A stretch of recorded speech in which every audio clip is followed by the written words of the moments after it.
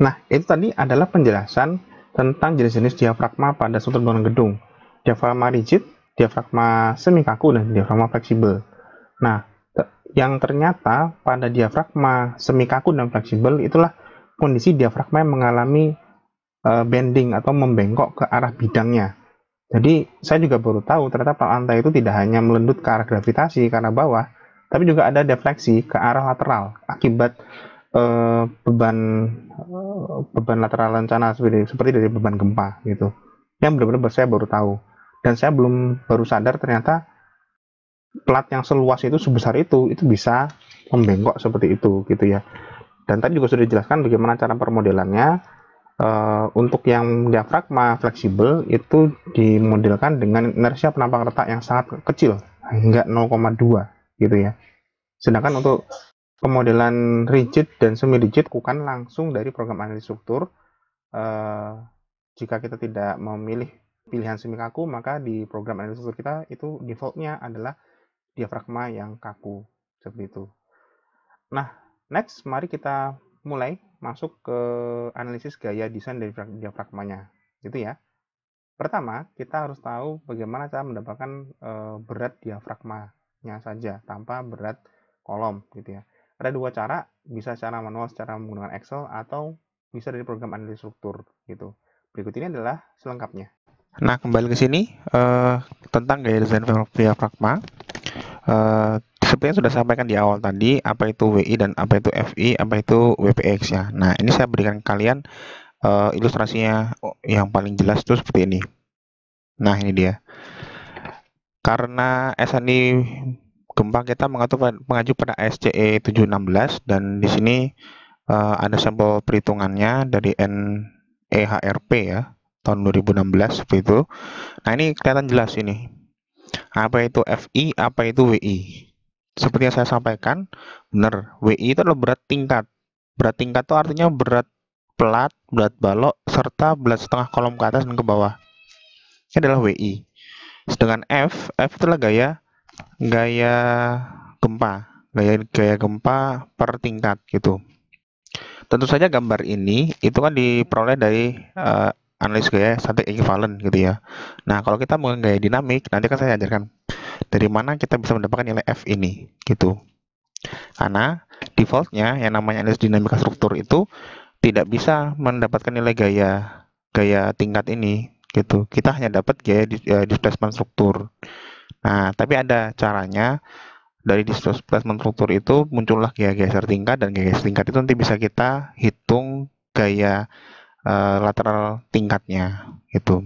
Nah, ini ternyata maksudnya sigma I sama dengan X sampai dengan N itu adalah dekumulatif gaya di atas tingkat. Jadi F-nya itu dijumlahkan dari F-nya di lantai tersebut ditambahkan dengan gaya F lantai di atasnya sampai ke F rooftop. Jadi contoh kita sedang meninjau lantai ini ya, lantai 1, 2, 3, 4, 5, maka sigma FI ini adalah F lantai 5 tambah F lantai 6 tambah F lantai 7 dikumulatifkan. Sigma WI itu adalah berat tingkat lantai 5 tambah lantai 6 tambah lantai 7. Itu makna dari sigma ini. Tinggal menghitung WPX. WPX itu di sini tidak dijelaskan, tapi yang jelas WPX itu adalah berat dari diafragma itu sendiri. Seperti itu. Nah, dari mana kita bisa mendapatkan nilai diafragma? Itu bisa kita dapatkan dari perhitungan manual di Excel.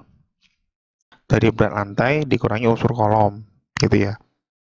Nah, kalau mau tepat bisa kayak gini. Cuman ada sedikit masalah. Kemarin kan saya menghitung berat ini kan saya anggap lantai 1 sampai 9 beratnya sama semua gitu ya.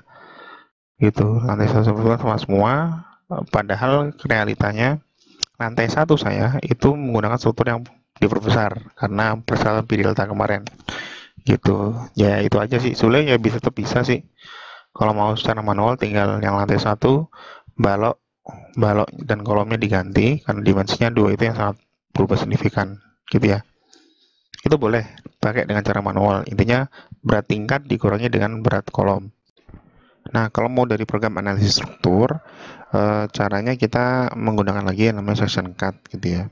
Jadi memang session cut ini manfaatnya cukup luas. Nah, saya sudah membuktikan logikanya gini. Kalau kita mau tahu berat dari diafragma itu kan paling gampang, model ini kita hapus semua, hanya tinggal sisakan plak lantai dan balok-baloknya. Kemudian kita beri tumpuan, terus kita running gitu ya. Itu sudah saya lakukan seperti ini. Ya, seperti ini.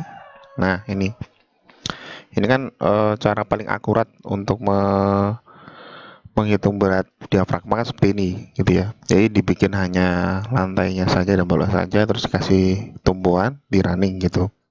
Nah, pendekatannya sudah saya coba, ternyata dengan session cut itu juga bisa, hasilnya cukup baik, selisihnya sangat kecil. Jadi session cut-nya itu kita lakukan per lantai, jadi berbeda dengan sebelumnya. Kita bisa lakukan gini langsung. Nah, jadi langsung elemen shell dan elemen frame-nya dan seluruh nodalnya itu langsung kita grupkan menggantikan session cut sudah kita lakukan sebelumnya yang menggunakan kolom gitu ya. Ini masuk ke lantai 10 seperti ini. Kemudian ke lantai 9 juga seperti itu. Masukkan ke lantai 9 seperti ini. Dan seterusnya hingga lantai 1. Nah, ini saya skip ya, langsung ke lantai 1-nya. Oke, ini dan lantai 1. Nah, masukkan ke lantai 1 seperti itu. Walaupun harusnya diganti namanya ya, karena ini kan lantai atau diafragmanya, bukan kolom. Tapi ya sudahlah, maksudnya sama. Lalu kita running hanya date sama added-nya saja.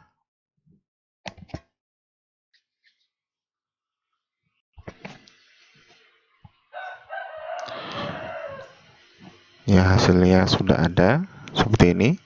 Lalu bisa kita show tables dan pilih session cut. Cloud case-nya adalah berat bangunan. Berat bangunan ini dulu sudah pernah saya definisikan sebagai beban dead ditambah added, seperti itu. Ya, sehingga dapatlah nilai ini. Ini adalah berat diafragma di F3 ini. Karena kan berat itu kan bekerja ke arah sumbu Z, ke arah elevasi gitu ya. Mari kita ekspor.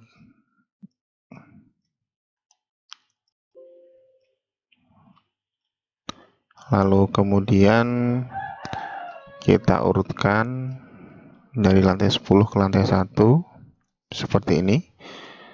Yang kita ambil F3-nya saja, ini.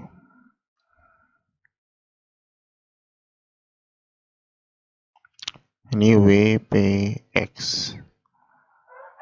Nah, saya sudah membandingkan gitu ya antara hasilnya dengan session cut ini dengan yang model satu buah diafragma dikasih tumpuan tadi. Hasilnya cukup dekat itu.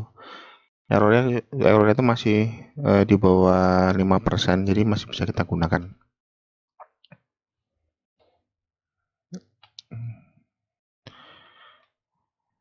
Ya, ini adalah berat per elevasi diafragma.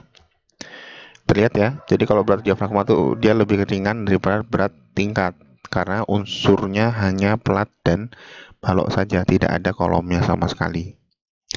Seperti itu.